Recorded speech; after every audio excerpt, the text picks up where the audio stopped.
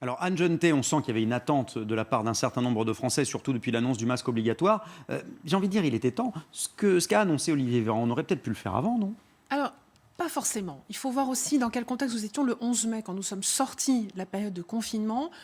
Nous étions beaucoup à avoir envie un peu de mettre derrière nous cette période assez contraignante, c'est le moins qu'on puisse dire.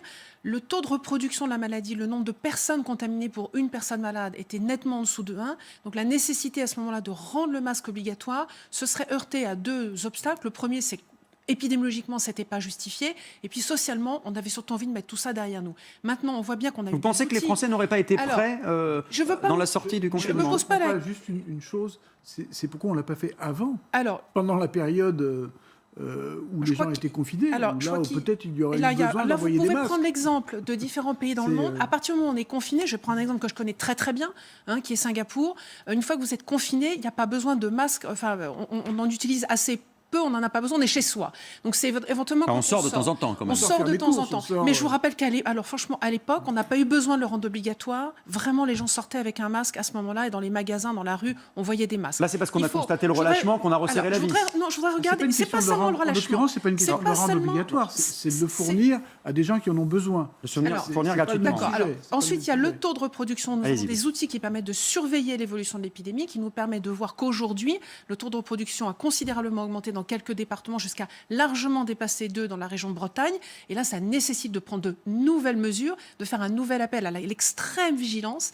Là, je crois que le gouvernement est totalement transparent par rapport à ça. On a toutes les données qui montrent que ça sera nécessaire. Avec en plus des villes qui sont allées un peu plus loin et qui ont même demandent d'ailleurs l'obligation de port du masque en milieu ouvert, donc à l'extérieur.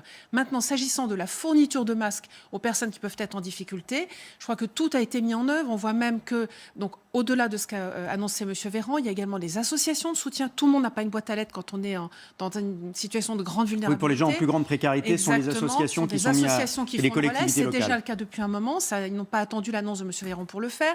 Il y a des entreprises, des magasins qui mettent des masques à disposition, même chez vous. En entrant ici, on voit bien que vous proposez des masques. Oui, c'est vrai. Donc le masque est vraiment très disponible. Les étudiants, les élèves dans les collèges vont avoir 2 masques à partir de la rentrée scolaire quand ils vont aller à l'école. Donc tout est fait pour que le masque soit très largement accessible. Alors on va faire avec les prix Florian considérablement baissés également.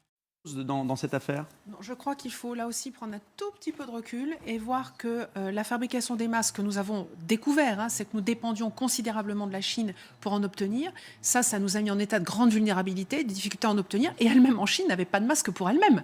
N'oublions pas qu'au tout début, c'est nous qui leur en avons envoyé et ensuite eux ont essayé de nous en envoyer. Il y a toujours eu le problème de ce stock qu'on avait laissé fondre et qu'on n'avait pas. Je crois qu'il faut vraiment maintenant passer le message. Nous avons des masques. Les prix ont considérablement baissé, qu'on ne soit pas revenu au prix avant crise, peut-être, mais les prix ont considérablement baissé. Ça reste un budget pour certaines familles. Et d'où les mesures annoncées par le ministre. Mais je voudrais quand même mettre en lumière un événement important. Ça fait maintenant plus de 10 semaines, 2 mois qu'on est sortis du confinement.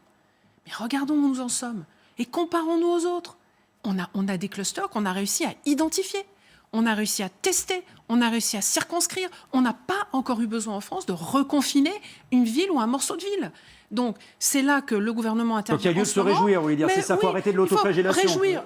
J'irai pas non plus jusqu'à... Sur les tests, il y a encore beaucoup d'attentes. Je crois qu'il faut simplement savoir voir ce qui est bien et dire, voyez, on y est arrivé, continuons. Moi, j'ai envie de dire, c'est pas une sorte de se réjouir, c'est l'histoire de dire, ça a bien fonctionné. Maintenant, on a les indicateurs qui nous montrent que, attention, dans certaines régions, le taux de reproduction remonte. S'il vous plaît, soyez vigilants. Portez vos masques, lavez-vous les mains, gardez vos distances avec le message que les clusters naissent en famille beaucoup en ce moment. On en parlait hier effectivement sur ce plateau. Mais c'est vrai qu'on... Je rejoins ce que disait la personne que vous avez interviewée dans la rue. Elle a raison, le problème c'est les endroits où on va se retrouver confinés. Quand on est dans la rue, on ne sait pas à quel moment on va se retrouver très proches les uns des autres. C'est toujours pour elle, le masque, on dit bien que c'est à portée dès que les mesures de distanciation sociale ne sont plus possibles. Donc s'il y a foule, ça peut se justifier. Exactement, un marché, voilà. Mais maintenant, c'est dommage d'en arriver à l'obligation. Moi, j'aimerais mieux amener à la responsabilisation de chacun. Quand on sort faire ses courses, par exemple, une des choses qu'il ne faut pas faire, c'est mettre le masque, l'enlever, le mettre dans la poche, le reprendre. Ça, c'est une catastrophe. Donc, sortons de chez nous, mettons-le, on va faire nos courses, on va être un coup dehors, un coup dedans, peu importe. Oui, quand on rentre et qu'on sort des magasins, on n'enlève pas à chaque fois. Voilà, c'est ça qui n'est vraiment pas correct parce qu'on se salit, on se contamine les mains et donc on contamine ensuite ce qu'on touche avec nos mains. Avec justement les syndicats qui représentaient les médecins biologistes, c'était assez intéressant. Ce qu'ils nous ont dit, d'abord, dans un premier temps, c'est on a besoin de bras, effectivement, et les techniciens, quand on les reçoit, il nous faut un temps pour les former. Ils ne sont pas utilisables tout de suite.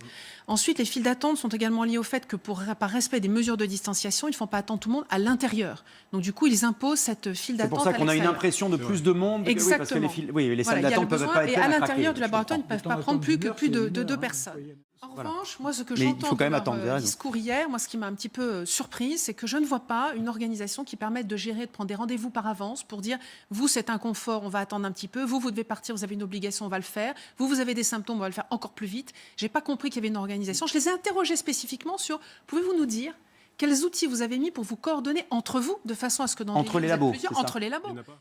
Ce que je trouve plus intéressant, c'est ce qui s'est fait en Grande-Bretagne, où effectivement là, en fait, on remet le kit et les gens s'auto-prélèvent. Alors il y a peut-être des risques d'erreur, mais je pense que ça doit être possible en leur expliquant bien avec une petite vidéo. On sait tous maintenant changer une batterie de voiture avec YouTube. Donc je pense qu'on doit quand même pouvoir avoir des solutions pour essayer d'approcher, parce qu'on a besoin de bras, on a besoin d'outils pour pouvoir tester au plus vite.